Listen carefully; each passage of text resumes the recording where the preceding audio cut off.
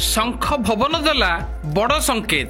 ଲମ୍ବା ଇନିଂସ ଖେଳିବାକୁ ତୟାର ବିଜେଡିର ନୂଆ କାର୍ଯ୍ୟାଳୟ ଶଙ୍ଖ ଭବନକୁ ଗତ ସପ୍ତାହେରୁ ଅଧିକ ସମୟ ହେବ ଚର୍ଚ୍ଚା ଲାଗି ରହିଛି।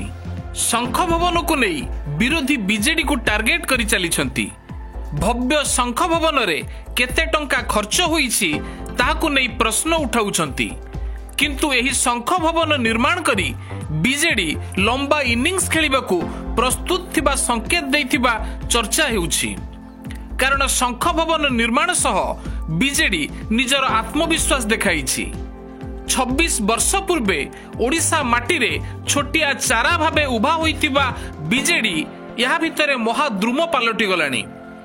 ବିଜେଡି ଆଉ ଦଳ ନୁହେଁ ବରଂ ଜନ ଆନ୍ଦୋଳନରେ ପରିଣତ ହୋଇଥିବା କହି ଆସୁଛନ୍ତି ଦଳର ମୁଖିଆ ନବୀନ ପଟ୍ଟନାୟକ। ତେଣୁ ଓଡ଼ିଶାର ସ୍ୱାର୍ଥ ହାସଲ ପାଇଁ ଏହି ଜନ ଆନ୍ଦୋଳନ ଆହୁରି ଦୀର୍ଘ ବର୍ଷ ଯାଏଁ ଜାରି ରହିବ। ବିଜେଡି ଏହା ଭିତରେ ନିଜର କଳେବର ମଧ୍ୟ ବୃଦ୍ଧି କରିସାରିଛି। ଗତ 2 ଦଶନ୍ଧି ମଧ୍ୟରେ ବିଜେଡି ରାଜ୍ୟର ପ୍ରତିଟି ଗାଁରେ ପ୍ରତିଟି ଘରେ ପହଞ୍ଚି ସାରିଲାଣି। ସଫଳ ଆଞ୍ଚଳିକ ଦଳ ଭାବେ ବିଜେଡି ଦେଶରେ ପରିଚୟ ହାସଲ କରିଛି।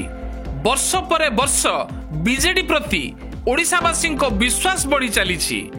ଆଉ ଏହା ପଛର କାରଣ ହେଲା ଓଡ଼ିଶାର ସ୍ୱାର୍ଥ ପାଇଁ ବିଜେଡିର ଲଢ଼େଇ, ଯାହା ବିଜେଡିକୁ ତୃଣମୂଳ ସ୍ତରରେ ଆହୁରି ଶକ୍ତିଶାଳୀ କରିଛି।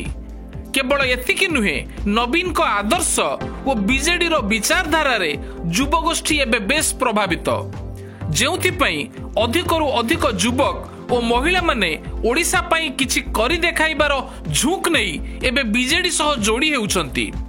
ଆଉ ଏହି ଯୁବବର୍ଗ ହେଉଛନ୍ତି ବିଜେଡିର ପରବର୍ତ୍ତୀ ପିଢ଼ି, ଯେଉଁମାନେ ବିଜେଡିର ବିଚାରଧାରା ଓ ନବୀନଙ୍କ ଭିଜନକୁ ଆଗକୁ ବଢ଼ାଇ ନେବେ।